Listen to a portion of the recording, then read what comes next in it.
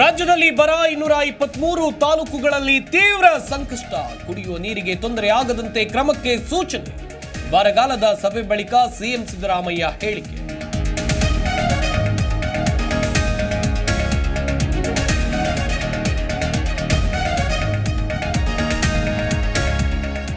ಸಿಬಿಐನವರು ನಮಗೆ ಕಿರುಕುಳ ಕೊಡ್ತಾ ಇದ್ದಾರೆ. ನನಗೆ ಸಿಎಂಗೆ ಮೇಲ್ ಹಾಕಿ ಹಣಕ್ಕೆ ಡಿಮ್ಯಾಂಡ್. ಬೆಂಗಳೂರಿನಲ್ಲಿ ಡಿಸಿಎಂ ಡಿಕೆ ಶಿವಕುಮಾರ್ ಗಂಭೀರ ಆರೋಪ.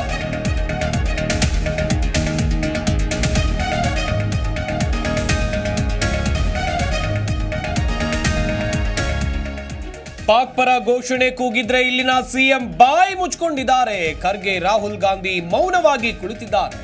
ಕಾಂಗ್ರೆಸ್ ನಾಯಕರ ವಿರುದ್ಧ ಜೆಪಿ ನಡ್ಡಾ ವಾಗ್ದಾಳಿ.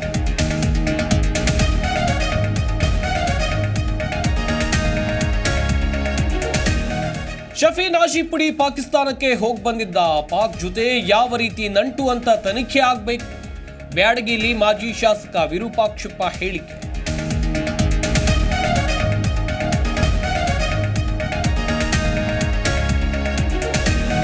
ಸರ್ಕಾರ ಪೊಲೀಸ್ ಇಲಾಖೆಗೆ ಬಾಂಬ್ ಇಡೋದಾಗಿ ಮೇಲ್. ಸಿಎಂ ಡಿಸಿಎಂ ಗೃಹ ಸಚಿವರಿಗೆ ಬಂತು ಬಾಂಬ್.